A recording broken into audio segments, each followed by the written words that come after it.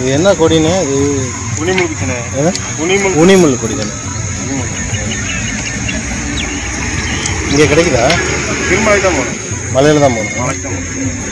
வெட்டுறதுக்கெல்லாம் permission கொடுக்குறாங்களா? அதெல்லாம் கிடையாது. இதை வந்து வெட்டி அழிக்கவும் முடியாது. மனுஷனே உள்ள போக முடியாது. உள்ளுக்க அவ்வளோ முள்ளு. இது பூராவே முள்ளு தான். இப்போ எப்படி எவ்வாறு முள்ளு இருக்கா பார்த்தீங்களா? மாதிரி இந்த முள்ளு தான் பூரா கையெல்லாம் கழிச்சு அப்படி வாரம் இழுக்கிறோம். நம்ம வெட்டும் போதே பார்த்து சூதான் நம்ம தான் வெட்டணும். கீழே போகிறோம்